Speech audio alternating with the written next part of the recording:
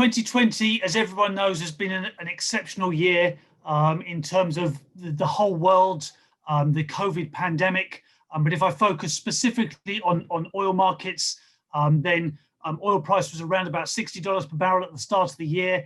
And then because of a massive drop in demand as COVID swept across the world and countries went into lockdown, people stopped flying, people stopped driving, people stopped commuting, they started working from home.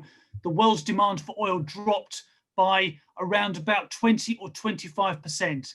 And the world's demand for oil is around about 100 million barrels per day. So it dropped by around about 25 million barrels of oil demand, disappeared very, very quickly.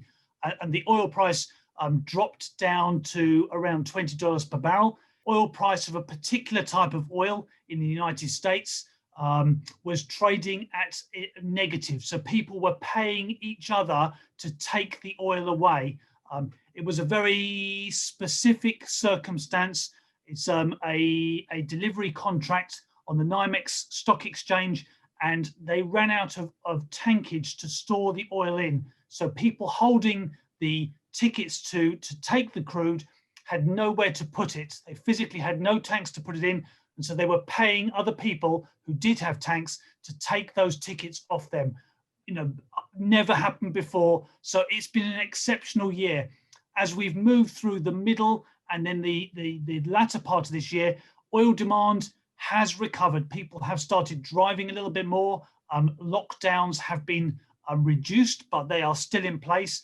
And even right now in December 2020, global oil demand is still 10 million barrels per day. That's 10% below where it was last year.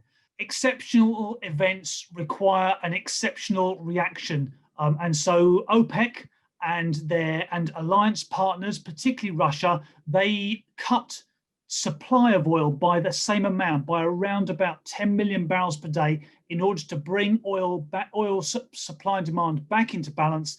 And the price now is around about $50 per barrel. And OPEC Plus is still cutting supply at this moment by around 8 million barrels per day to keep the market in balance and to keep that price up. So what does that mean for 2021? What's going to happen next year? Well, vaccines are starting to be produced and starting to be delivered, and that will gradually increase, but it will take a few months. It probably won't be till the middle of 2021 when we get a lot of vaccines around the country, and people start driving more, and oil demand gets something like where it was in the end of 2019. Actually, here at IHS Markit, we think it's not going to be until 2023 when oil demand gets above the 2019 level. So we think this is a multi-year recovery that is required to get back from where we have been.